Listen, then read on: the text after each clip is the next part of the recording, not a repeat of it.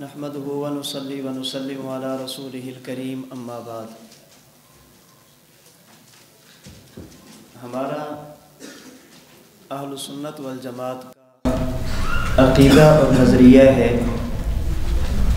کہ جس شخص نے اپنی دنیا کی زندگی کے ایام مکمل کر لیے، موت کے بعد اور قیامت سے پہلے قبر اور برزخ میں جہاں انسان کا جسم ہو، جسم کے اجزاء ہوں، اللہ پاک انہیں روح کے تعلق کے ساتھ حیات عطا فرماتے ہیں۔ یہ ملنے والی حیات حیات کلی نہیں ہوتی، حیات کامل نہیں ہوتی، حیات ظاہری نہیں ہوتی۔ روح اور جسم کے تعلق سے اگر یہ شخص مومن ہو تو ثواب کو محسوس کرتا ہے، اور اگر یہ شخص کافر ہو تو عذاب کو محسوس کرتا ہے۔ موت کے بعد اور قیامت سے پہلے حیات پر اہل سنت والجماعت کا اتفاق ہے، خواہ ان کا تعلق احناف سے ہو، شوافع سے ہو، مالکیہ سے ہو یا حنابلہ سے ہو۔ یہ چاروں مذاہب، چاروں فقہوں کے علماء مجتہدین موت کے بعد اور قیامت سے پہلے حیات پر، ثواب اور عذاب پر متفق ہیں۔ اس حیات کو نام کیا دیا جائے، اس حیات کا عنوان کیا رکھا جائے، اس کے بارے میں ان حضرات کی عبارات میں تھوڑا سا اختلاف پایا جاتا ہے۔ عقیدے میں اختلاف نہیں ہے، اس عقیدے کا نام کیا رکھا جائے، اس نام کے بارے میں حضرات مختلف الفاظ استعمال کرتے ہیں۔ موت کے بعد قیامت سے پہلے ملنے والی حیات کو حیات دنیاویہ بھی کہا جاتا ہے، حیات جسمانیہ بھی کہا جاتا ہے، حیات حسیہ بھی کہا جاتا ہے، حیات روحانیہ بھی کہا جاتا ہے، اور حیات برزخیہ بھی کہا جاتا ہے۔ اس حیات کے کئی عنوان اور نام کتب عقائد میں ہمارے اسلاف کی عبارات میں موجود ہیں۔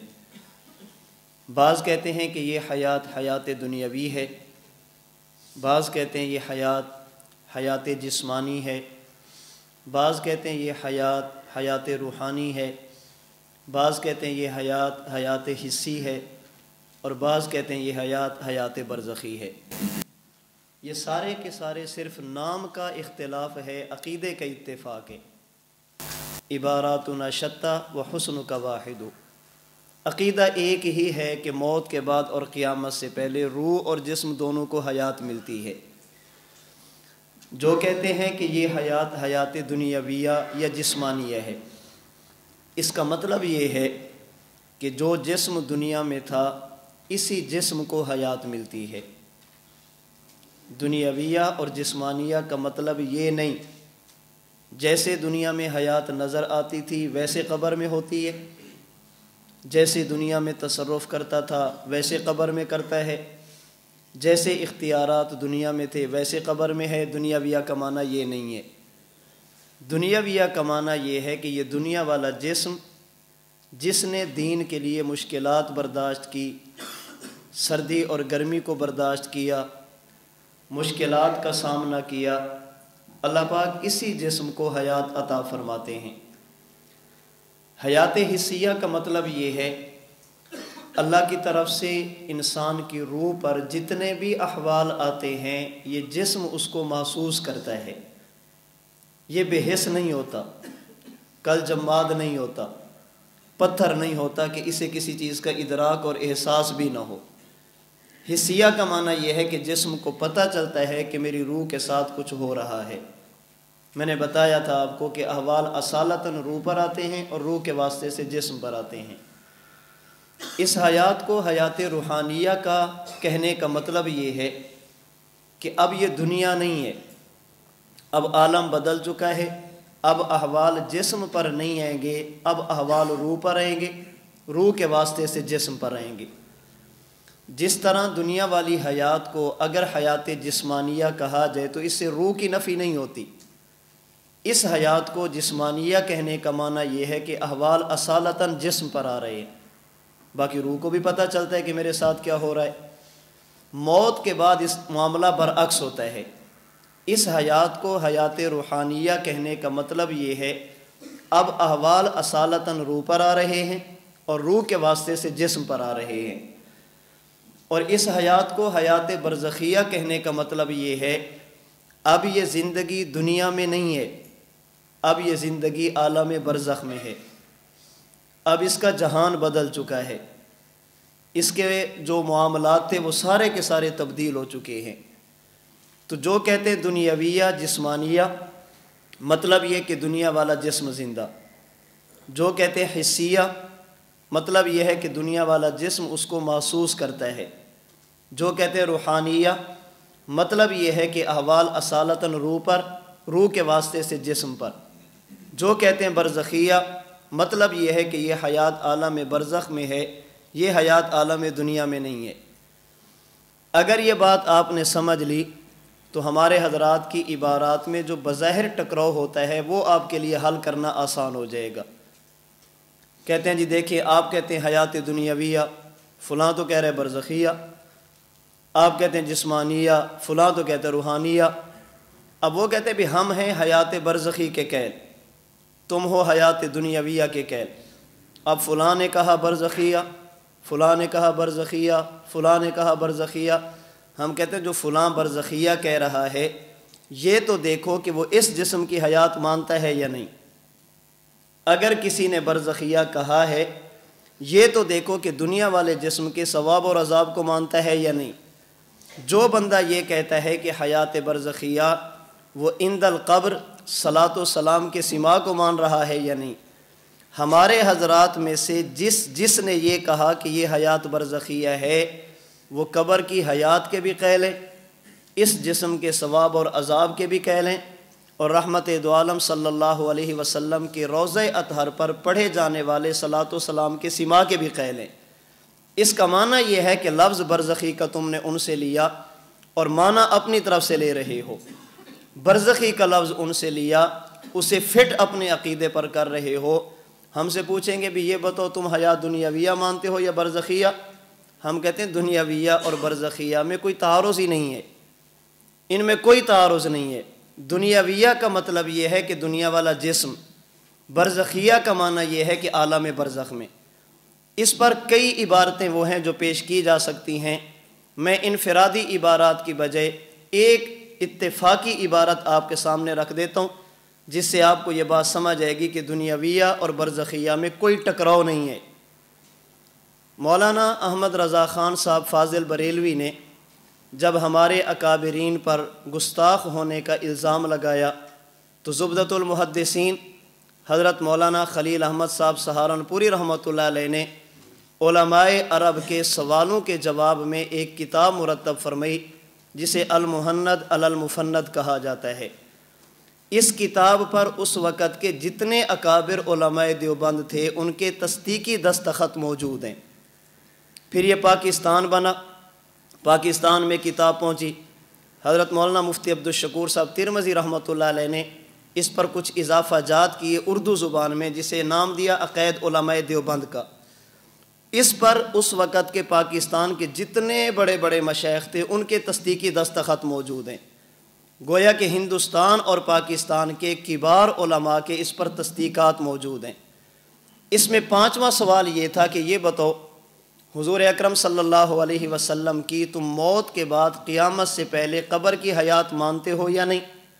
حضرت سہارنپوری رحمۃ اللہ نے جو جواب دیا وہ کیا ہے؟ فرماتے ہیں اندنا و اند مشائخنا حضرت الرسالۃ صلی اللہ علیہ وسلم حی فی قبرہ الشریف و حیاتہ صلی اللہ علیہ وسلم دنیاویۃ من غیر تکلیف۔ ہمارا عقیدہ، ہمارے اکابرین کا عقیدہ، حضور اپنی قبر انور میں زندہ ہیں اور آپ کی یہ حیات حیات دنیاویہ ہے، من غیر تکلیف، ہاں آپ مکلف نہیں ہیں۔ دنیاوی زندگی کا معنی یہ نہیں کہ جیسے دنیا میں ویسے قبر میں، حیاتہ دنیاویۃ من غیر تکلیف۔ آگے چلتے چلتے مزید فرماتے لا برزخیۃ، ہم حضور کی حیات حیات دنیاویہ مانتے ہیں، ایسی برزخیہ نہیں مانتے۔ کما ہی حاصلۃ لسائر المؤمنین بل لجمیع الناس۔ اس سے بعض لوگوں کو غلط فہمی ہوتی ہے یا غلط فہمی پیدا کرنے کی کوشش کرتے ہیں۔ المہند میں لکھا ہے دنیاویۃ لا برزخیۃ، دنیاویۃ لا برزخیۃ، دنیاویۃ لا برزخیۃ۔ المہند والے کہتے ہیں حیات دنیاویہ ہے، برزخیہ نہیں ہے۔ لا برزخیۃ کہہ کر حضرت سہارنپوری حیات برزخیہ کی نفی نہیں کر رہے، بلکہ اس برزخی کی نفی کر رہے ہیں جو تمام انسانوں کو حاصل ہے۔ آسان لفظوں میں سمجھیے، لا برزخیۃ کہہ کر حضرت سہارنپوری حضور کی حیات برزخیہ کا انکار نہیں کر رہے، بلکہ نبی اور امتی کی حیات میں فرق بیان کر رہے ہیں۔ یہ بتا رہے ہیں کہ جیسی حیات عام مومنین کو حاصل ہوتی ہے، حضور کی حیات وہ برزخیہ نہیں ہے۔ حضرت سہارنپوری حیات دنیاویۃ کہہ کر برزخیہ کا انکار نہیں کر رہے۔ لا برزخیۃ کے بعد فرماتے کما ہی حاصلۃ لسائر المؤمنین، حضور کی حیات دنیاویہ ہے، آپ مکلف نہیں ہیں۔ ہاں، آپ کی یہ حیات ایسی برزخیہ نہیں ہے جو عام انسانوں کو بلکہ تمام لوگوں کو حاصل ہے۔ آگے حضرت نے کچھ عبارات نقل کی، چلتے چلتے فرماتے فثبت بہذا ان حیاتہ دنیاویۃ برزخیۃ، فثبت بہذا ان حیاتہ دنیاویۃ برزخیۃ۔ فرماتے اس تفسیر سے معلوم ہوا حضور کی حیات دنیاویہ بھی ہے، آپ کی حیات برزخیہ بھی ہے۔ برزخیہ کیوں ہے؟ فرماتے لکونہا فی عالم البرزخی، اس لیے کہ اب حضور کی حیات عالم دنیا میں نہیں ہے، آپ کی حیات عالم برزخ میں ہے۔ حضرت دنیاویتن بھی فرما رہے ہیں، برزخیتن بھی کہہ رہے ہیں۔ آدھی عبارت پہ بات کرنا، آدھی پہ ہاتھ رکھنا، یہ علماء اہل اسلام کا کام نہیں ہے، یہ مسلمان علماء کا کام نہیں ہے کہ آدھی بات کریں اور آدھی پر ہاتھ رکھیں، یہ کسی اور کا کام ہے۔ حضرت سہارنپوری رحمۃ اللہ علیہ فرماتے ہیں دنیاویۃ من غیر تکلیف، حضور کی یہ حیات حیات دنیاویہ ہے کہاں پہ؟ فی قبرہ الشریف، قبر اطہر میں، لیکن من غیر تکلیف، اللہ کے نبی کی وہ حیات ایسی ہے جو تکلیفی نہیں ہے، تلذذی ہے۔ آپ علیہ الصلوۃ والسلام کے جو احوال ہیں ان کا تعلق تکلیف کے ساتھ، مکلف ہونے کے ساتھ نہیں ہے، اس کا تعلق لذت کے ساتھ ہے۔ فرماتے فثبت بہذا ان حیاتہ دنیاویۃ برزخیۃ لکونہا فی عالم البرزخی، آپ کی یہ حیات حیات برزخیہ ہے، کیوں؟ اس لیے کہ اب حضور کی حیات دنیا میں نہیں ہے، کہاں پر ہے؟ عالم برزخ میں۔ تو دنیاویہ اور برزخیہ میں، روحانیہ اور برزخیہ میں کوئی تعارض نہیں ہے۔ یہ لوگ سمجھتے ہیں، میں آپ کے لیے ایک جملہ کہنے لگا ہوں، علماء کے لیے، یہ لوگ سمجھتے ہیں کہ برزخیہ یہ حیات کی نوع اور قسم ہے۔ لکونہا فی عالم البرزخ کا جملہ بتا رہا ہے کہ برزخیہ یہ حیات کی نوع اور قسم نہیں، حیات کے لیے ظرف ہے۔ یہ حیات کی نوع نہیں ہے، حیات کے لیے ظرف ہے۔ میں آپ سے پوچھوں اس وقت آپ دنیا میں ہیں یا مسجد میں؟ جی، آپ کی حیات اس وقت دنیا میں ہے یا مسجد میں؟ جی، آپ کہیں گے مولانا صاحب حیات دنیاویہ یہ ہمارا زمان ہے، فی المسجد یہ ہمارا مکان ہے۔ زمان کا تعارض زمان سے ہوتا ہے، مکان کا تعارض مکان سے ہوتا ہے۔ تمہیں یہ بھی نہیں پتا کہ تناقض کے لیے کتنے چیزیں ضروری ہوتی ہیں، اور تم سمجھتے ہو کہ ہمارے پلے کا آدمی دنیا میں موجود نہیں ہے۔ مفتی تقی عثمانی صاحب کو لائے وہ ہم سے بات کریں، فلاں کو لو وہ ہم سے بات کریں، فلاں کو لو ہم سے بات کریں۔ تمہاری علمی سطح یہ ہے کہ یہ بھی معلوم نہیں کہ زمان کا تعارض زمان سے ہوتا ہے، مکان کا تعارض مکان سے ہوتا ہے۔ دنیاویہ اور برزخیہ میں کون سا ٹکراؤ ہے؟ قبر اور برزخ میں کون سا ٹکراؤ ہے؟ جیسے ایک بندہ دنیا میں بھی ہو سکتا ہے، مسجد میں بھی ہو سکتا ہے۔ آپ اس وقت دن میں بیٹھے ہیں یا مسجد میں؟ آپ کہیں گے یہ پوچھیں دن میں ہیں یا رات میں، مسجد میں ہیں یا حال میں؟ یہ سوال تو بنتا ہے، حال میں ہے یا مسجد میں؟ بات سمجھ آئے گی، مکان کا تعارض مکان سے ہے۔ آپ یہ پوچھیں کہ حضور کی یہ حیات دنیا میں ہے یا برزخ میں؟ اب ہم کہیں گے برزخ میں۔ یہ حیات جسمانی ہے یا برزخیہ؟ دنیاویہ ہے یا برزخیہ؟ بابا برزخیہ یہ حیات کی نوع نہیں ہے، حیات کی قسم نہیں ہے۔ برزخیہ یہ حیات کے لیے ظرف ہے۔ موت کے بعد جب انسان کو حیات ملتی ہے، جسمانیہ کا معنی یہ انسان کا جسم زندہ، اور قبر کا معنی یہ قبر اس کے لیے مکان ہے، برزخیہ کا معنی یہ اب اس کے لیے زمان ہے۔ تو ہمارے ہاں موت کے بعد یہ جو لفظ استعمال کیے جاتے ہیں ان میں کوئی تعارض نہیں ہے۔ آپ کہتے ہیں دنیاویہ، فلاں کہتے ہیں برزخیہ، ہم کہتے ہیں حضرت سہارنپوری رحمۃ اللہ علیہ اجتماعی دستاویز میں فرما رہے ہیں، جس پہ اس وقت کے اکابر علماء دیوبند کے تصدیقی دستخط موجود ہیں، جنہوں نے اسلام کی اور دین کی صحیح صورت ہمارے سامنے پیش کی ہے۔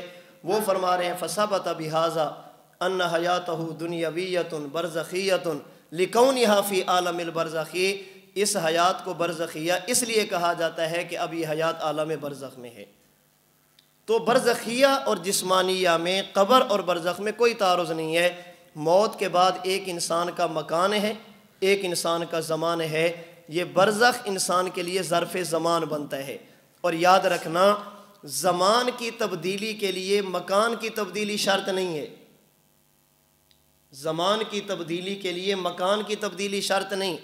آپ مسجد میں بیٹھے ہیں، دن میں بیٹھے ہیں، آپ عصر کی نماز پڑھ کے مسجد میں بیٹھ جائیں، جو ہی سورج غروب ہوگا آپ کا مکان نہیں بدلا، زمانہ بدل گیا ہے۔ اسی طرح جب ایک انسان دنیا میں ہو، وہ دنیا میں بھی ہے اور اس کی دنیا والی حیات بھی ہے، جسم بھی ہے۔ جو ہی اس کے جسم سے اس کی روح نکلے گی، اب اگرچہ اس کا مکان تبدیل نہیں ہوا لیکن زمانہ تبدیل ہو گیا، اب یہ عالم دنیا سے عالم برزخ کی طرف منتقل ہو گیا۔ تو پہلی بات آج کے درس کی یہ سمجھیے کہ اس حیات کو نام کیا دیا جائے۔ آپ کا جی چاہے تو اسے حیات دنیاویہ کا نام دیں، آپ کا جی چاہے تو اسے حیات جسمانیہ کا نام دیں، آپ کا جی چاہے تو اسے حیات حسیہ کا نام دیں، آپ کا جی چاہے تو اسے روحانیہ کا نام دیں، آپ کا جی چاہے تو اسے برزخیہ کا نام دیں۔ لیکن برزخیہ کا معنی یہ کہ موت کے بعد یہ حیات عالم برزخ میں ہے۔ اگر آپ کا یہی عقیدہ ہے کہ موت کے بعد یہی دنیا والے جسم کو حیات حاصل ہے، آپ تسبیح لے کر صبح سے لے کر شام تک برزخیہ برزخیہ برزخیہ کہتے رہیں، ہم آپ کو نہیں روکیں گے۔ اور اگر برزخیہ کا معنی یہ ہے کہ برزخ نام ہے پردے کا، اور یہاں اس کا معنی یہ ہے الحاجز ما بین الروح والجسد، اب اس کا مطلب یہ کہ روح اور جسم کا تعلق موجود ہے۔ اب اگر تسبیح کا ایک دانہ بھی ڈالنا چاہو گے تو ہم آپ کو ایک مرتبہ کہنے کی اجازت بھی نہیں دیں گے۔ یہ پوچھیں گے کہ برزخی کا مطلب کیا ہے؟ برزخی کا مطلب عالم برزخ میں، جیسے حضرت سہارنپوری نے لکھا، آپ 100 بار کہیں، 1000 بار کہیں، ہم آپ کے ساتھ ہیں۔ اور اگر برزخی کا معنی یہ ہے کہ دنیا والا جسم زندہ نہیں، روح اور جسم کا تعلق نہیں، آپ اٹھائیں تفاسیر، اٹھائیں لغت کی کتابیں۔ 1957 سے پہلے تک برزخ کہا جاتا تھا الحاجز ما بین الدنیا والآخرہ۔ برزخ کہا جاتا ہے اس زمان اور مکان کو جو دنیا اور آخرت کے درمیان ہو۔ یہ بندہ دنیا میں بھی نہیں ہے، آخرت میں بھی نہیں ہے، درمیان کی جو جگہ اور زمان ہے اسے برزخ کہتے ہیں۔ 1957 کے بعد اس کا ترجمہ کیا گیا الحاجز ما بین الروح والجسد، روح اور جسم کے درمیان پردہ آ جائے، ان کا آپس میں تعلق منقطع ہو جائے۔ 1957 سے پہلے یہ معنی کسی نے بیان نہیں کیا۔ تو برزخیہ آپ کہیں، بڑے شوق سے کہیں، لیکن یہ بتانے کے بعد کہ آپ کے ہاں برزخیہ کا معنی یہ ہے۔ اب آپ جتنے بھی حوالہ جات پیش کریں گے، فلاں کہتے ہیں برزخیہ، فلاں کہتے ہیں برزخیہ، فلاں کہتے ہیں برزخیہ، ہم برزخیہ کا نام لے کر تمہارے عقیدے کو نہیں چلنے دیں گے۔ مرزا غلام قادیانی نے ربوہ کا نام قرآن سے لیا، فٹ اپنے شہر پہ کیا، ہم نے اسے نہیں چلنے دیا۔ بعض لوگوں نے پوری امت مسلمہ کی تکفیر کرنے کے لیے مسلمین کا لفظ قرآن سے لیا اور یہ کہا کہ اس سے مراد ہم ہیں۔ ہم نے کہا نانا ہوا سماکم المسلمین، بات ٹھیک ہے لیکن مستحق تم نہیں ہو۔ قرآن کریم کی آیت کو پڑھنا اور اس کا غلط مفہوم بیان کرنا، یہ تو حضرت علی کے دور میں بھی تھا، ان الحکم الا للہ۔ آپ فرماتے تھے کہ بات ٹھیک ہے لیکن مقصد ٹھیک نہیں ہے، بات ٹھیک ہے لیکن تمہاری مراد ٹھیک نہیں ہے۔ تو برزخیہ کا لفظ آپ لیں، بڑے شوق سے لیں، لیکن یہ دیکھ کر کہ جو ہمارے اسلاف میں سے برزخیہ کہتا ہے وہ دنیا والے جسم کی حیات مانتا ہے یا نہیں۔ اگر ایک بندہ برزخیہ بھی کہہ رہے، یاد روح کا بھی قیل ہے، برزخیہ بھی کہہ رہے، دنیا والے جسم کے ثواب اور عذاب کا بھی قیل ہے، برزخیہ بھی کہہ رہے، اور اس کے ساتھ ساتھ سما عند القبر کا، عند القبر صلاۃ و سلام کے سما کا بھی قیل ہے، اس کا معنی یہ ہے کہ ان کا برزخیہ اور ہے، آپ کا برزخیہ اور ہے۔ برزخیہ میں زمین آسمان کا فرق ہے۔ ایک شخص تھا، اس کا نام تھا نعیم، وہ اپنے ساتھیوں سے کہتا تھا کہ میری بات مانا کرو، قیامت کے دن تم سے میرے بارے میں پوچھا جائے گا۔ تو لوگوں نے کہا ظالم تیرے بارے میں کیسے پوچھا جائے گا؟ اس نے کہا قرآن کریم میں ہے ثم لتسألن یومئذ عن النعیم۔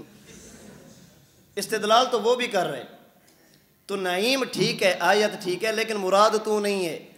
اسی طرح برزخیہ کا لفظ جب بولا جاتا ہے تو اس سے مراد وہ نہیں ہوتا جو آپ لیتے ہیں۔ امیر شریعت سید عطا اللہ شاہ صاحب بخاری رحمۃ اللہ علیہ، آپ نے ایک مرزائی سے کہا کہ جس مرزا کی تم بات مانتے ہو اس میں تو کوئی نبوت والی بات ہی موجود نہیں ہے۔ انہوں نے کہا حضرت کیسے نہیں ہے؟ ان کا تذکرہ تو قرآن کریم میں ہے۔ حضرت عیسیٰ علیہ السلام نے فرمایا تھا مبشرا برسول یاتی من بعدی اسمہ احمد۔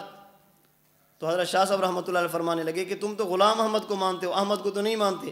کہنے نہیں، اصل تو احمد ہے، غلام تو ویسے لگ گئے۔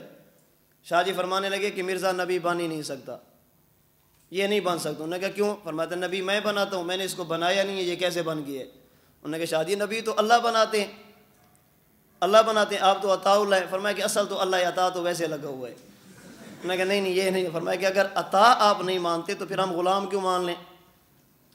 اگر احمد سے مراد تمہارا مرزا ہے، غلام ویسے لگا ہے، تو یہ اصل یہاں اللہ ہے، عطا ویسے لگا ہے۔ میں سمجھتا ہوں کہ یہ تمہاری بات درست نہیں ہے۔ حضرت شاہ جی رحمۃ اللہ علیہ صرف خطیب نہیں تھے، ظریف الطبع بھی تھے۔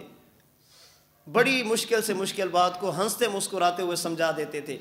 ایک جگہ پہ بیان کے لیے تشریف لے گئے تو علاقہ اہل بدعت کا تھا، ان کو پتہ چلا کہ دیوبندی مولوی آ رہے، تو جو بندہ بھی ملتا نا، شاہ جی جا رہے ہیں اڈے سے بیان کرنے کے لیے، جو بھی ملتا یا رسول اللہ ہوتا ہے نا، بعض لوگوں کو کوئی یا علی مدد کے نعرے لگے، وہ سمجھتے ہیں کہ شاید یہ چڑھتے ہیں، یا رسول اللہ یا رسول اللہ۔ شاہ جی نے ایک کو سنا، دو کو سنا، تین کو سنا، آگے 4-5 اکٹھے آ رہے تھے۔ انہوں نے کہا یا رسول اللہ۔ فرمایا بھی بات سنو، لگتا ہے یہ علاقے والے بھول چکے ہیں، یہ علاقے والے بھول چکے ہیں۔ پہلے بھی بعض لوگوں نے یہ بات کی ہے، آپ نے بھی کی ہے، جا کر علاقے والوں کو سمجھاؤ کہ میں رسول اللہ نہیں ہوں، عطا اللہ ہوں۔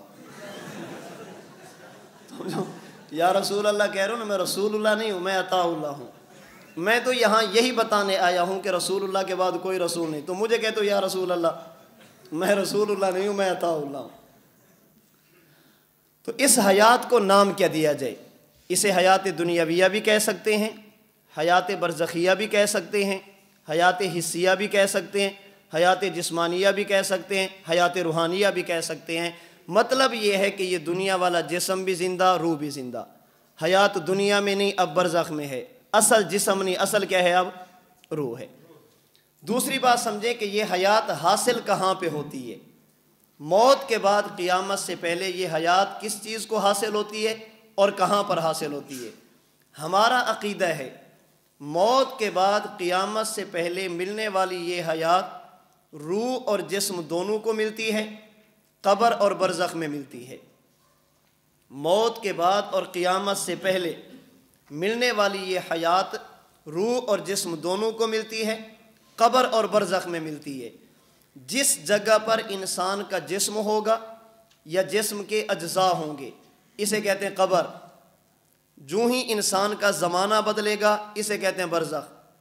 موت کے بعد ملنے والی حیات قبر اور برزخ میں ہوتی ہے، روح اور جسم دونوں کو ملتی ہے۔ کیوں؟ اس لیے کہ قرآن کریم حدیث مبارک عذاب قبر کی بات کرتا ہے، ہمارے اسلاف ہمارے اکابرین عذاب قبر کی بات کرتے ہیں، اور عذاب کا معنی ہی یہ ہوتا ہے کہ زندہ آدمی کو تکلیف دینا، زندہ آدمی کو تکلیف دینا۔ قرآن کریم کا پہلا پارہ سورۃ البقرہ کی آیت نمبر 7 وَلَهُمْ عَذَابٌ عَظِيمٌ، پہلا رکوع ختم ہو رہے۔ اس آیت کی تفسیر میں آپ جلالین اٹھیں، جلالین پہ جو حاشیہ ہے حاشیہ جمل وہ اٹھیں، وہ فرماتے ہیں عذاب کسے کہتے ہیں؟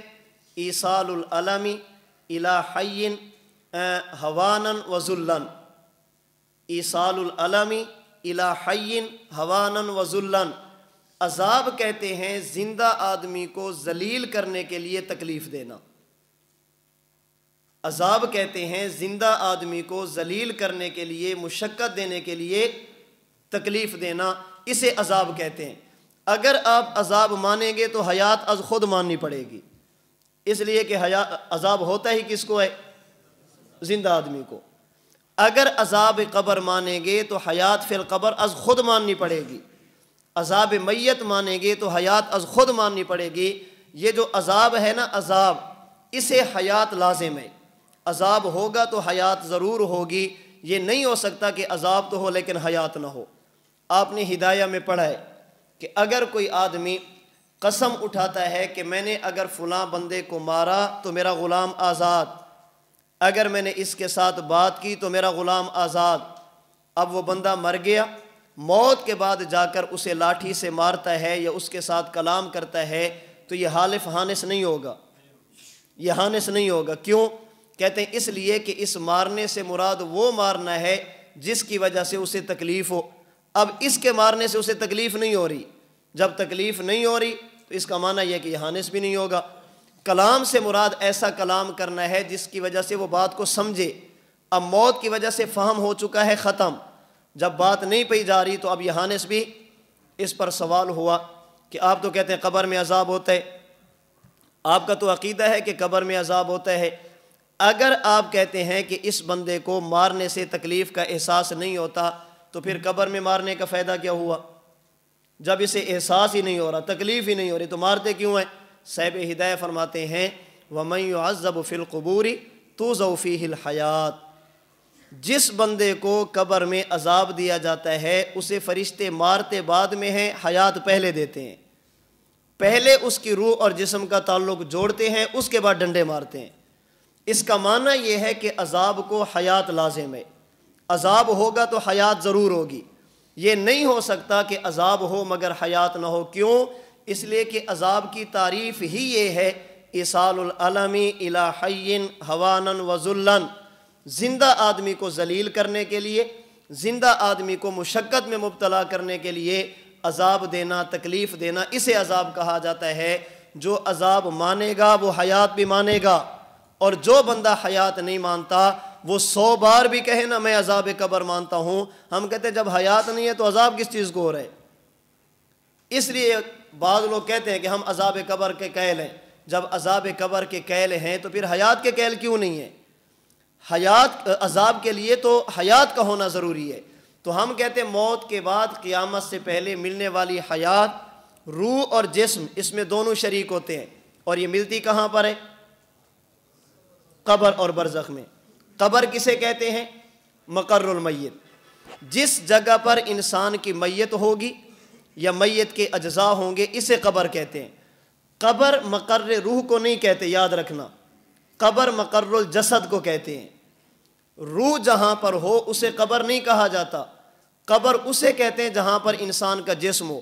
وَلَا تُصَلِّ عَلَىٰ أَحَدٍ مِّنْهُمْ مَاتَ أَبَدًا وَلَا تَقُمْ عَلَىٰ قَبْرِي، اللہ فرماتے ہیں محبوب آج کے بعد ان میں سے کسی کی قبر پہ کھڑے نہیں ہونا۔ کون سی؟ جس پر ان کے جس میں مدفون ہے یا سجین؟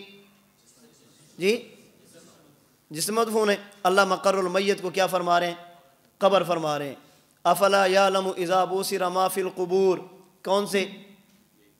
یہ دنیا والے گڑھے۔ الہاکم التکاثر حتی زرتم المقابر، یہ جو مشرکین فخر کرتے تھے اور قبرستان پہنچتے تھے، کون سی قبریں ہوتی تھی؟ سجین والی، یہ دنیا والی۔ قرآن کریم مقر المیت کو کیا کہہ رہے؟ قبر کہہ رہے۔ حضور علیہ الصلوۃ والسلام بھی قبر اسی کو فرماتے ہیں۔ لعن اللہ الیہود والنصارى اتخذوا قبور انبیائہم مساجدا، یہود و نصارہ اللہ کی رحمت سے دور ہوں، انہوں نے اپنے انبیاء کی قبروں کو سجدہ گاہ بنا لیا۔ یہ سجدے کہاں کرتے تھے؟ علیین میں جا کے۔ حضور نے ایک صحابی کو دیکھا قبر پہ چل رہے ہیں، آپ نے فرمایا انزل عن القبر، بابا قبر سے نیچے اتر جاؤ۔ یہ کون سی قبر پہ چل رہے تھے؟ حضور بھی مقر المیت کو کیا فرما رہے ہیں؟ صحابہ کرام رضی اللہ تعالی عنہم اجمعین بھی قبر مقر المیت کو سمجھتے تھے۔ حضرت عبداللہ بن عمر رضی اللہ تعالی عنہما کے بارے میں مصنف عبد الرزاق میں ہے، مسند امام اعظم میں ہے، جب سفر پہ جاتے پہلے مسجد میں پہنچتے، 2 رکعت نماز ادا فرماتے، ثم اتا قبر النبی صلی اللہ علیہ وسلم، پھر اللہ کے نبی کے روضے پہ جاتے، قبر پہ جاتے، السلام علیکہ یا رسول اللہ، السلام علیکہ یا ابا بکر، السلام علیکہ یا ابتاہ، حضور کو سلام کرتے، حضرت صدیق کو سلام کرتے، حضرت عمر کو سلام کرتے۔ عطا قبر النبی کون سی؟ جی یہ دنیا والی۔ اسی طرح ہمارے اکابرین، اکابر علماء دیوبند، وہ بھی قبر اسی گڑھے کو سمجھتے ہیں۔ حکیم الامت حضرت تھانوی رحمۃ اللہ علیہ کا فتویٰ امداد الفتاوی کی 4 جلد صفحہ 4 6 7 467 پر موجود ہے۔ حضرت تھانوی رحمۃ اللہ علیہ سے سوال ہوا کہ ایک بندہ ایسا ہے جس کو جلایا گیا، اس کی راکھ کو پانی میں بہا دیا گیا، اب اس کے اجزاء تحلیل ہو گئے، پانی کے اندر مل گئے، اسے تو یہ گڑھا نہیں ملا، کیا اس کو عذاب نہیں ہوگا؟ حضرت تھانوی رحمۃ اللہ علیہ فرماتے ہیں کہ اسے عذاب ہوگا۔ کیوں؟ فرماتے ہیں اس لیے کہ جلانے سے اجزاء ختم نہیں ہوتے، جلانے سے اجزاء کی کیفیت بدل جاتی ہے۔ باقی رہی یہ بات کہ اس کو گڑھا نہیں ملا، حضرت تھانوی کا جملہ ذہن میں رکھنا، فرماتے ہیں حقیقت قبر کی محل وجود میت ہے، حقیقت قبر کی محل وجود میت ہے، حقیقت قبر کی محل وجود میت ہے۔ قبر کہتے ہی اس جگہ کو ہیں جہاں پر انسان کا جسم یا جسم کے اجزاء موجود ہوں۔ کہتے ہیں حضرت تھانوی فرماتے ہیں قبر یہ نہیں ہے، حضرت تو فرما رہے ہیں حقیقت قبر کی محل وجود میت ہے۔ باقی حضرت تھانوی نے کیا بات کی ہے اسے بھی غلط رنگ دیا جاتا ہے۔ ہمارے اکابرین کی ایک امتیازی شان ہے، ہمارے اکابرین کا ایک امتیازی وصف ہے، ہمارے اکابرین امت کو صحیح عقیدہ دیتے ہیں۔ اگر دنیا کا کوئی بدبخت اس عقیدے پر سوال کرے، ہمارے حضرات عقیدہ نہیں بدلتے، اس عقیدے کی تعبیر ایسی بیان کرتے ہیں کہ ہونے والے شکوک و شبہات ختم ہو جاتے ہیں۔ عقیدہ نہیں بدلتے، سوالات اور شبہات سے تنگ آ کر نظریہ نہیں بدلتے، اس کی تعبیر ایسی اختیار فرماتے ہیں کہ شبہات ختم ہو جاتے ہیں، عقیدہ بچ جاتا ہے۔ حضرت تھانوی رحمۃ اللہ علیہ، حضرت کاندھلوی رحمۃ اللہ علیہ، مولانا عبدالحق حقانی رحمۃ اللہ علیہ، ان کے دور میں ایک مسئلہ اٹھا۔ آپ کہتے ہیں عذاب قبر، آپ کہتے ہیں قبر میں عذاب ہوتا ہے، قبر میں انسان کو دفنایا جائے تو اس کی ہڈیاں ایک دوسرے میں داخل ہوتی ہیں، جس بندے کو یہ قبر نہیں ملی اسے عذاب نہیں ہوگا۔ اب ایک صورت یہ تھی کہ عقیدے کا انکار کر دیا جاتا، ہمارے حضرات نے عقیدے کا انکار نہیں کیا، انہوں نے قبر کا مفہوم ایسا بیان فرمایا کہ جس کی وجہ سے عقیدہ بھی بچ گیا، سوال بھی ختم ہو گیا۔ انہوں نے فرمایا بابا قبر صرف اس گڑھے کو نہیں کہتے، قبر صرف اس گڑھے کو نہیں کہتے، قبر کہتے ہیں برزخ کو، قبر صرف اس گڑھے کا نام نہیں، قبر کس کا نام ہے؟ اب کسی بندے کو جلایا گیا، اس کی راکھ کو بہایا گیا، یہ گڑھے سے تو بچ گیا، برزخ سے بچا ہے؟ تو عذاب قبر کا معنی ہی کیا ہے؟ عذاب برزخ۔ کیوں؟ اب یہ عذاب اس دنیا میں نہیں ہونا، کہاں پر ہونا ہے؟ لِکَوْنِهَا فِي عالم البرزخ، اب عالم برزخ میں ہونا ہے۔ تو ہمارے حضرات نے قبر کا یہ مفہوم بیان کر کے قبر کے مفہوم میں وسعت پیدا کی ہے، قبر کا انکار نہیں کیا، اس دنیا والے گڑھے کا انکار نہیں کیا جا رہا۔ کیوں؟ اس لیے کہ حضرت تھانوی رحمۃ اللہ علیہ اس قبر میں حیات کے قائل ہیں، ثواب و عذاب کے قائل ہیں، اس جسم کی جزا اور سزا کے قائل ہیں، اور اگر قبر میں اللہ کے نبی ہوں تو اندر قبر صلاۃ و سلام کے سما کے بھی قائل ہیں۔ پھر حضرت کا یہ فرمانا کہ قبر صرف اس گڑھے کا نام نہیں، یہ صرف کیا بتا رہے کہ یہ گڑھا اس میں شامل نہیں؟ جی صرف یہ صرف کا لفظ آپ کو کیا بتا رہے کہ یہ گڑھا اس میں شامل نہیں؟ یہ بھی شامل ہے، لیکن اس کے مفہوم میں کیا ہے؟ وسعت ہے۔ میں سمجھانے کے لیے مثال دیتا ہوں، وہ ہے نقل کفر کفر نباشت تو نقل کذب کذب نباشت۔ ایک بندہ آ کر یہ کہے کہ ماشاءاللہ آپ کا جو دورہ تحقیق المسائل چل رہا ہے اس میں پڑھنے والے طلباء تو بہت اچھے ہیں، یہ نماز کی پابندی کرتے ہیں، ذکر میں بیٹھتے ہیں، یہ سورہ یاسین کی تلاوت کرتے ہیں، اور اشراق سے پہلے ایک بھی مسجد سے باہر نہیں جاتا۔ تو ہم کہتے ہیں ان کی صرف یہ خوبی نہیں ہے، ایک خوبی یہ بھی ہے کہ تہجد پڑھتے ہیں۔ تو یہ کہنا کہ صرف یہ کام نہیں کرتے یہ بھی کرتے ہیں، اس کا معنی کیا ہے کہ تلاوت کی نفی ہوگی؟ آپ تو کہہ رہے ہیں کہ صرف یہ نہیں کرتے بلکہ تہجد بھی پڑھتے ہیں۔ بابا یہ صرف کا لفظ بتاتے ہیں کہ یہ بھی ہے لیکن مفہوم میں وسعت ہے۔ ہمارے حضرات نے یہ فرما کر کہ قبر صرف اس گڑھے کا نام نہیں بلکہ قبر کے مفہوم میں برزخ بھی شامل اور داخل ہے، انہوں نے قبر کے مفہوم میں وسعت پیدا کی، تم نے سمجھا کہ شاید اس گڑھے کو قبر ہی نہیں مانتے۔ نہیں مانتے تو پھر جزا اور سزا کس کو مان رہے ہیں؟ پھر سما عند القبر صلاۃ والسلام کے سما کے کیوں قائل ہیں؟ تو ہمارے حضرات قبر کے مفہوم میں وسعت پیدا کرتے ہیں۔ اچھا قرآن کریم بھی کہتے ہیں قبر یہ ہے، حضور بھی فرماتے ہیں قبر یہ ہے، صحابہ بھی فرماتے ہیں قبر یہ ہے، اہل لغت بھی فرماتے ہیں قبر یہ ہے، ہمارے اسلاف بھی فرماتے ہیں قبر یہ ہے، اکابرین امت بھی فرماتے ہیں قبر یہ ہے۔ بعض لوگ کہتے ہیں کہ قبر یہ نہیں ہے، قبر نام ہے مقر روح کا، یا دوسرے لفظوں میں قبر نام ہے علیین یا سجین کا۔ آج کل ایک نئی منطق چلی گئی ہے جو آج کی نہیں ہے، مولانا محمد حسین نیلوی صاحب نے ندائے حق میں لکھی ہے یہی بات، اپنی دیگر کتب میں بھی اس بات کو انہوں نے ذکر کیا ہے۔ وہ کہتے ہیں جی قبر کی دو قسمیں ہیں، اگر کسی چیز کی فعل کی نسبت ہوگی انسانوں کی طرف تو قبر کہیں گے دنیا والے گڑھے کو، اور اگر فعل کی نسبت ہوگی اللہ یا ملائکہ کی طرف تو پھر قبر کہیں گے علیین یا سجین کو۔ اگر فعل منسوب ہوگا انسانوں کی طرف تو کیا کہیں گے؟ قبر، یہ گڑھا، اور اگر فعل کی نسبت ہے اللہ یا ملائکہ کی طرف پھر قبر کیا ہوگی؟ ایک بندے کو آپ نے دیکھا صبح صبح آ رہے، کدھر گئے تھے؟ والد صاحب کی قبر پہ، اب مراد کیا ہوگی؟ یہ کہا۔ ایک بندے کو آپ نے دیکھا اس نے بیلچا کندھے پہ اٹھایا وہ آ رہے، کہاں گئے تھے؟ قبر کھودنے۔ کون سی؟ یہ قبر۔ مٹی ٹھیک کرنے گیا تھا، والد صاحب کی قبر کی مٹی گر گئی تھی اسے درست کرنے گیا تھا۔ اب منسوب فعل کس کی طرف ہے؟ بندوں کی طرف، تو قبر کیا ہوگی؟ دنیا والا گڑھا۔ موت کے بعد ثواب و عذاب ہوتا ہے، کون دیتے ہیں؟ اللہ یا ملائکہ۔ اب قبر کون سی ہوگی؟ ہم کہتے ہیں اس فرق پر قرآن کی کون سی آیت ہے؟ یہ جو آپ نے فرق بیان کیا اس پر قرآن کی آیت کیا ہے؟ آپ جو ہمیں کہتے ہو قرآن پیش کرو قرآن پیش کرو، تو اب آپ بتائیں کہ قبر اگر منسوب الی العبد ہوگی تو یہ گڑھا، منسوب الی اللہ او الملائکہ ہوگی تو پھر روح علیین یا سجین ہوگی، اس پر قرآن کی کون سی آیت ہے؟ یا قرآن کا حکم صرف ہمارے لیے ہے؟ اس پر فرق پر قرآن کی کون سی آیت ہے؟ ان کے پاس قرآن کی آیت نہیں ہے۔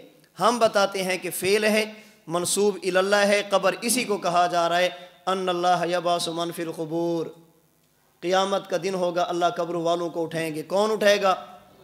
اللہ۔ اور قبر کس کو کہا جا رہا ہے؟ دنیا والے گڑھے کو۔ تو یہ فرق بیان کرنا یہ بالکل ٹھیک نہیں ہے۔ اگر ثواب و عذاب قبر مانیں گے تو اسی گڑھے میں ماننا پڑے گا، جسم کو اس کے اندر کیا ماننا پڑے گا؟ شریک ماننا پڑے گا۔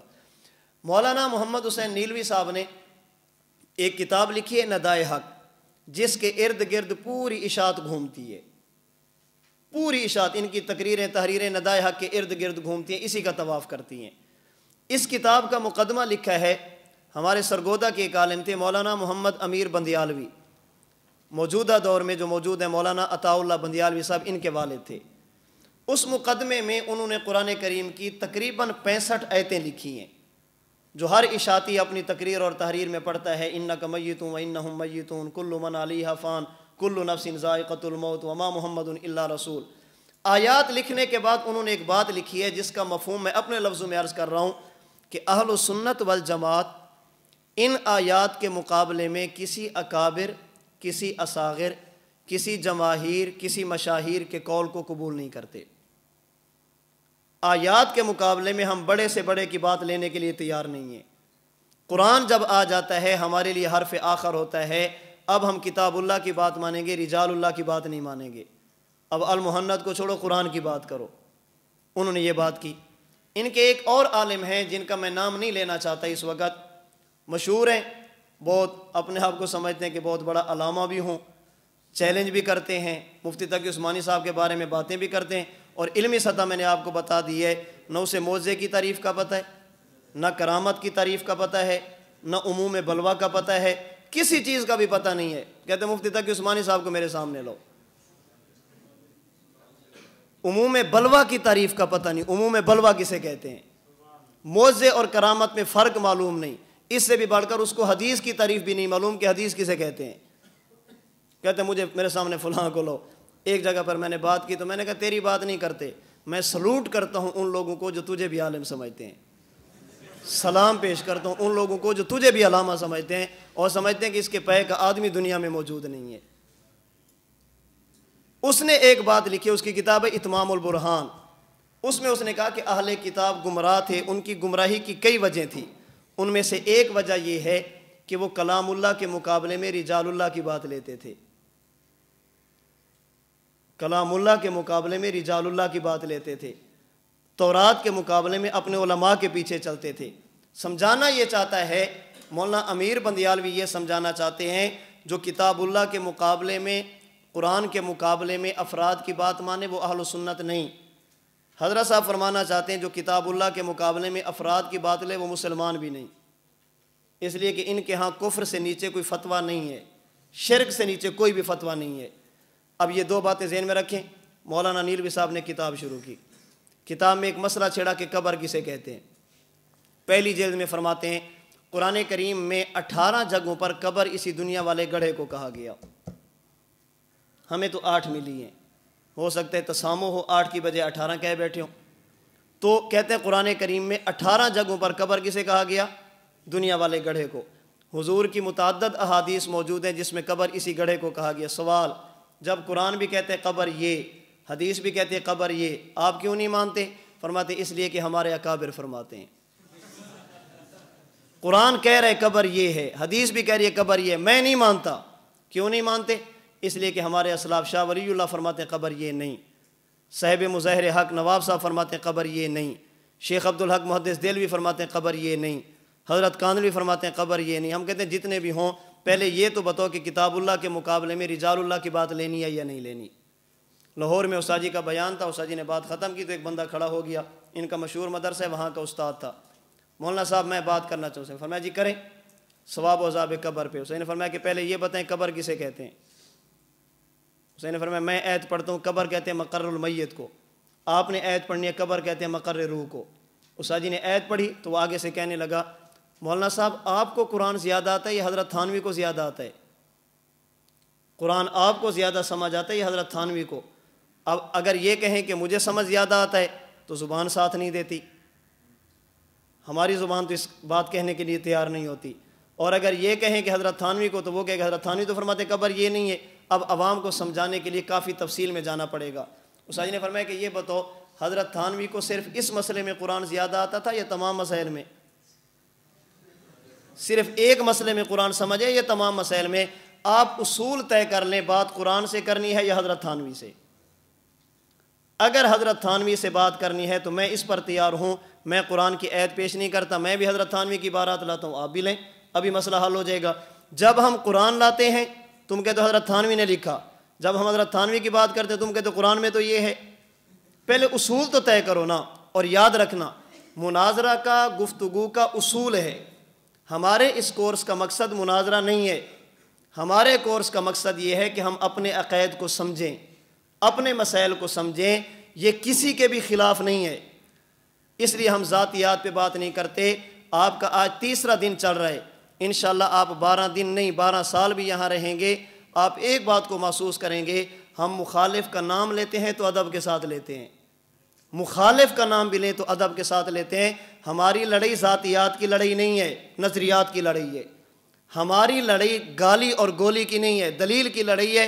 اور گالی گولی کا جواب دنیا میں ہو سکتا ہے, یاد رکھنا کسی کی دلیل کا جواب نہیں ہو سکتا. نظریات کی ہماری لڑائی ہے.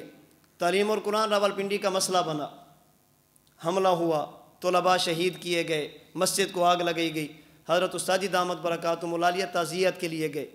حضرت مولانا اشرف علی صاحب فرمانے لگے مولانا صاحب میں آپ کو نہیں بتا سکتا میرے پاس کون کون آیا اور کس کس کے فون ہے, لیکن آج اگر آپ میرے دل کی بات سننا چاہیں, جتنی خوشی اور تسلی مجھے آپ کے آنے پہ ہوئی ہے کسی بندے کے آنے پر نہیں ہوئی.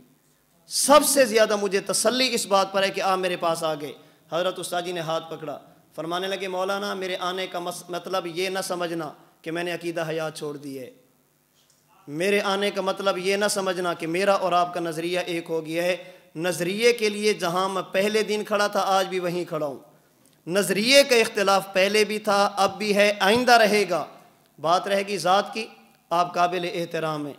اگر کسی مسئلے پر آپ کا شیعوں کے ساتھ مسئلہ ہوگا, میں یہ بتانے کے لیے آپ کو آیا ہوں کہ دفاع صحابہ کے لیے ہم آپ کے ساتھ کھڑے ہیں, حضور کے صحابہ کی عزت کے لیے ہم آپ کے ساتھ کھڑے ہیں.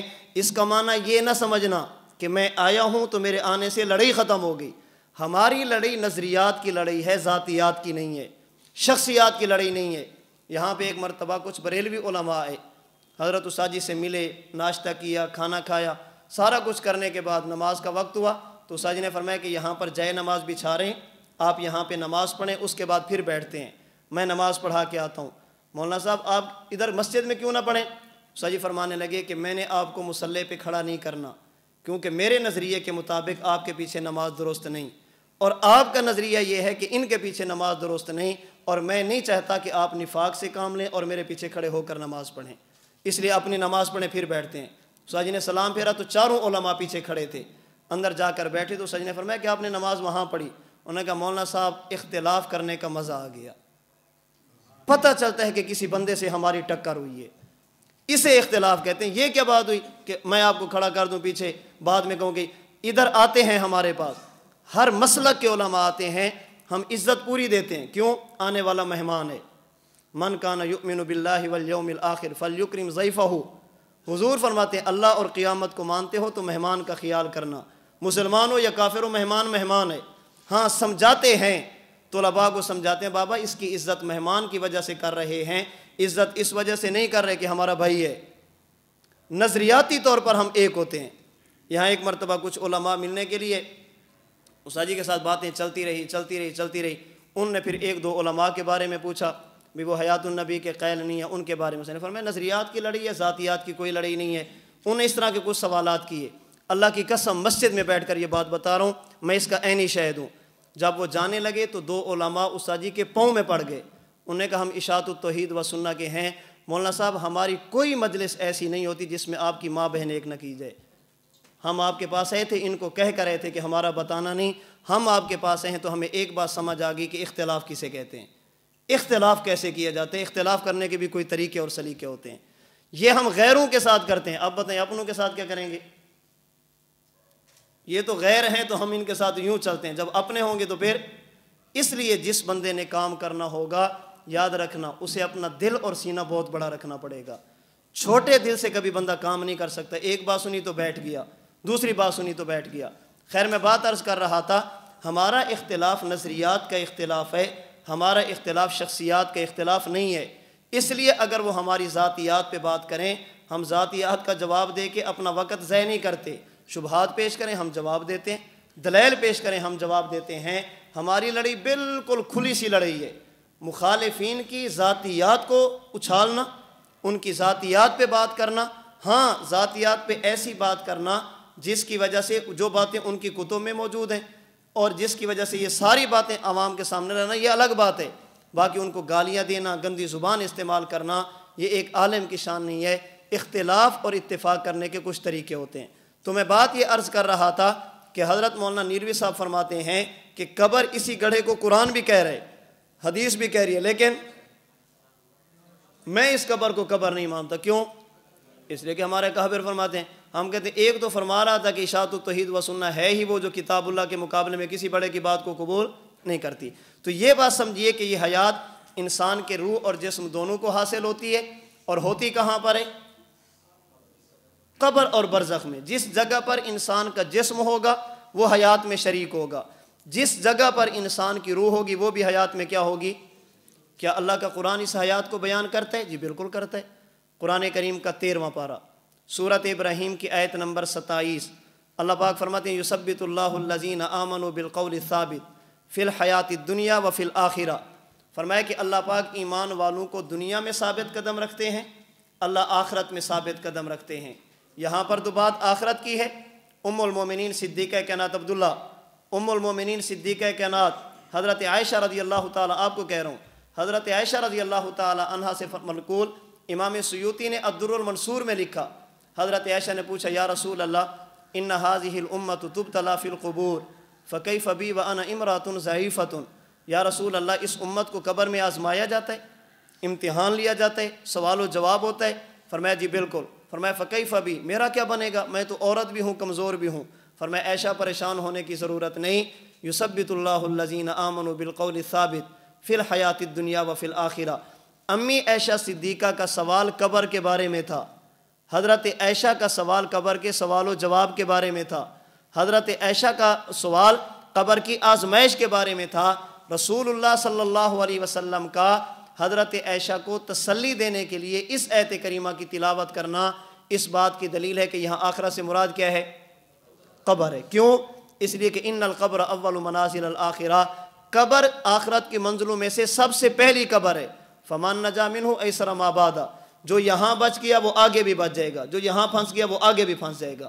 تو حضور حضرت عائشہ کو تسلی دینے کے لیے یہ آیت کریمہ تلاوت فرما رہے ہیں جو اس بات کی دلیل ہے کہ آخرت سے مراد کیا ہے؟ قبر ہے۔ اسی طرح امام طبری نے، دیگر کئی مفسرین نے لکھا حضرت امام بخاری نے بخاری شریف میں بھی اسی آیت کریمہ کو بنیاد بنایا ہے، عذاب قبر کی، ثواب و عذاب قبر کی، حیات فی القبر کی۔ تو آخرت کی وضاحت قبر سے خود کون کر رہے ہیں؟ ایک مرتبہ حضرت الساجد دامت برکاتہم العالیہ ملتان کے ایک علاقے میں سفر پہ تھے، تو تلمبہ مدرسے میں رکے۔ وہاں کے اساتذہ نے کہا کہ یہاں قریب ہے قادر پور راواں، وہاں پہ ایک چودھری صاحب ہے، تو وہ قبر کے عذاب کو نہیں مانتا، قبر کی حیات کو نہیں مانتا، کہتے قرآن پیش کیا جائے۔ ہم حدیث کا نام لیتے ہیں تو چڑھتا ہے، حدیث کا نام سننے کے لیے تیار نہیں ہوتا۔ حضرت الساجد نے سیاستہ کی کتابیں رکھی، ان کے پاس تشریف لے گئے، اس کے سامنے جا کر بات کی۔ انہوں نے کہا مولوی صاحب قبر کی حیات ثواب و عذاب پہ قرآن ہے تو پیش کریں۔ الساجد نے یہی آیت کریمہ تلاوت فرمائی۔ اس نے کہا یہاں پر آخرت کا لفظ ہے، قبر کا نہیں ہے۔ الساجد فرمانے لگے کہ میں آخرت کا معنی کر رہا ہوں قبر، آپ آخرت کا معنی کر رہے ہیں قیامت۔ یہ بتائیے کہ یہ آیت آپ پہ اتری ہے؟ انہوں نے کہا جی نہیں، مجھ پہ اتری ہے۔ کہا جی نہیں، کس پہ اتری ہے؟ کہا حضور پہ۔ تو اس نے فرمایا کیا حضور سے پوچھ لیں کہ یہاں آخرت کا معنی کیا ہے؟ حدیث کا نام نہیں لیا، حضور سے پوچھ لیں کہ آخرت کا معنی کیا ہے، جس پہ اتری ہے اسی سے پوچھ لیتے ہیں۔ انہوں نے کہا جی بالکل۔ فرمایا کہ یہ میرے سامنے روایت ہے، حضور علیہ الصلوۃ والسلام قبر کے احوال کو بیان کر رہے ہیں، سوال و جواب کو بیان کر رہے ہیں، آگے مومن کے لیے راحت کو بیان کر رہے ہیں، اور ساتھ فرما رہے ہیں فَذَلِكَ قَوْلُهُ يُثَبِّتُ اللَّهُ الَّذِينَ آمَنُوا بِالْقَوْلِ الثَّابِتِ فِي الْحَيَاةِ الدُّنْيَا وَفِي الْآخِرَةِ۔ اگر تم نے یہ عقیدہ قرآن میں دیکھنا ہو تو سورۃ ابراہیم کی آیت نمبر 27 میں موجود ہے۔ تو حضور خود اس کی وضاحت کس سے فرما رہے ہیں؟ قبر سے۔ کیا یہ قبر کی حیات کا عقیدہ قرآن میں ہے؟ جی بالکل ہے۔ قرآن کریم کا 25واں پارہ سورۃ الجاثیہ کی آیت نمبر 26، اللہ فرماتے قل اللہ یحییکم ثم یمیتکم ثم یجمعکم الی یوم القیامۃ لا ریب فیہ ولکن اکثر الناس لا یعلمون۔ حضرت عبداللہ بن عباس ترجمان القرآن مفسر امت، حضرت عبداللہ بن عباس اس کی تفسیر میں فرماتے قل یا محمد لابی جہل واصحابہ، اے میرے نبی ابو جہل اور اصحاب سے، ان کے ساتھیوں سے کہہ دیجئے اللہ یحییکم فی القبر ثم یمیتکم فی القبر، اے ابو جہل اللہ پاک تمہیں قبر میں زندگی دیں گے، پھر تمہیں قبر میں موت دیں گے۔ کل میں نے بتایا تھا لا یذیقک اللہ الموتتین ابدا کے تحت علامہ عینی ابن حجر اسقلانی کے حوالے سے ان فی القبر موتا و حیاتا لکل احد، انبیاء کے علاوہ ہر بندے کو قبر میں حیات بھی ملتی ہے اور حیات کے بعد موت بھی دی جاتی ہے۔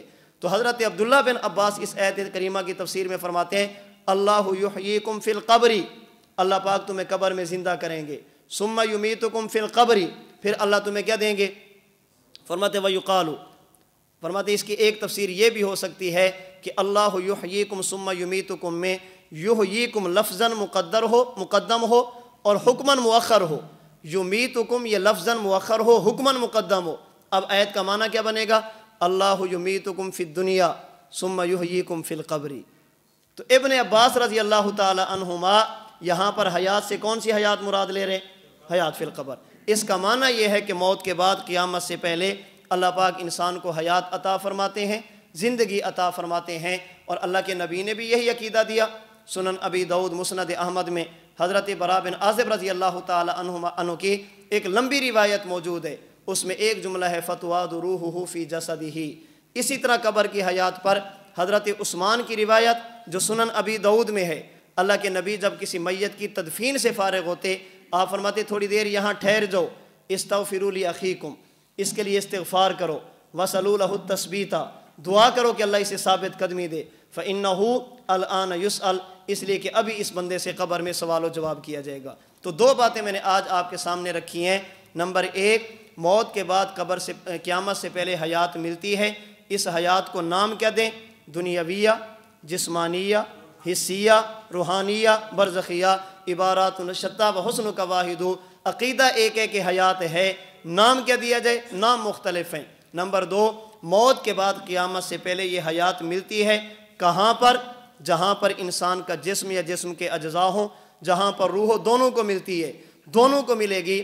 قبر اسی گڑھے کو کہتے ہیں، مقر المیت کو کہتے ہیں۔ میں نے قرآن کی آیتیں پیش کی، اللہ کے نبی کا فرمان پیش کیا، اس پر میں نے آپ کے سامنے صحابہ کا اثر پیش کیا، اس پر میں نے آپ کے سامنے اکابرین میں سے حضرت تھانوی کی عبارت پیش کی۔